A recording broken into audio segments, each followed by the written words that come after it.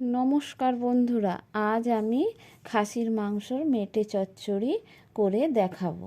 এটি গরম ভাত, রুটি, পরোটা সব কিছুর সাথেই খেতে খুব ভালো লাগে।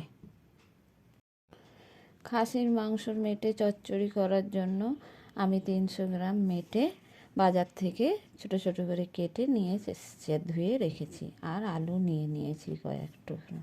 মশলা নিয়েছি কুচি করা পেঁয়াজ, টমেটো, আদা আর রসুন। আর নিয়েছি ধনে, জিরে, শুকনো লঙ্কা আর কাঁচা লঙ্কা। ধনে, জিরে, শুকনো লঙ্কা, কাঁচা লঙ্কা আর আদা আমি মিক্সিতে পেস্ট করে নেব, আর রসুনটা শিলে বেটে নেব।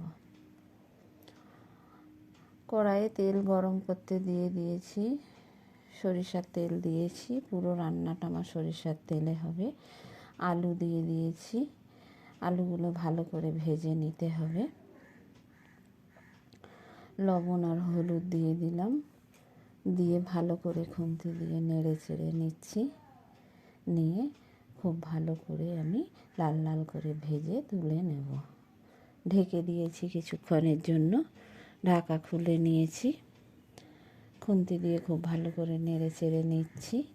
আর আলুগুলো খুব ভালো করে ভাজাও হয়ে গেছে।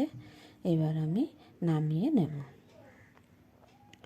ওই তেলের মধ্যেই দিয়ে দিলাম গোটা জিরে আর সামান্য একটু চিনি, যাতে খুব ভালো স্বাদ হয় আর রঙটাও খুব ভালো আসে। দিয়ে দিয়েছি কুচি করা পেঁয়াজ। পেঁয়াজটা খুব ভালো করে ভেজে নিতে হবে। পেঁয়াজ ভালো করে ভেজে নিয়ে বেটে রাখা রসুনটা দিয়ে দিলাম। দিয়ে রসুনটাও পেঁয়াজের সাথে খুব ভালো করে ভেজে নিয়েছি। ভালো করে ভাজা হয়ে গেছে, দিয়ে দিলাম পেস্ট করা মশলাটা, আর দিয়ে দিয়েছি কয়েক টুকরো টমেটো, দিয়ে দিলাম লাল লঙ্কার গুঁড়ো আর হলুদ। দিয়ে খুব ভালো করে মশলাটা কষিয়ে নেব। মশলা দিয়ে যতক্ষণ না তেল ছেড়ে আসে।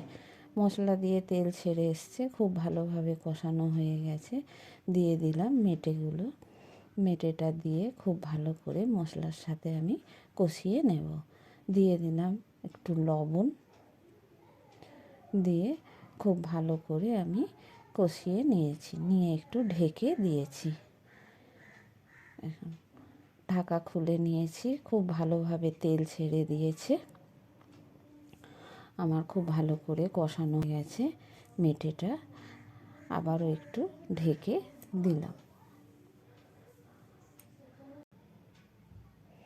খুব ভালো করে মেটে কষানো হয়ে গেছে। এবার আমি ভেজে রাখা আলুগুলো দিয়ে দিয়েছি। এতে আলু যে পছন্দ না করে না দিলেও হয়। আমি একটু আলু দিয়েছি, আমাদের বাড়ির সবাই আলু খুব পছন্দ করে, তাই আলু দিয়েছি। ভালো করে আলুর সাথে নেড়ে চেড়ে নিয়ে দিয়ে দিচ্ছি জল। পরিমাণ মতো জল দেব, খুব বেশি জলও দিতে হবে না, শুধু আলুটা সেদ্ধ হওয়ার জন্য জলটা দেয়া। কেন এটা ঝোল হবে না, শুকনো শুকনো ভাব হবে। দিয়ে ঢেকে দিয়েছিলাম কিছুক্ষণের জন্য। ঢাকাটা খুলে নিয়েছি। ঝোলটা খুব ভালোভাবে মরেও গেছে আর আলুগুলো সেদ্ধ হয়ে গেছে।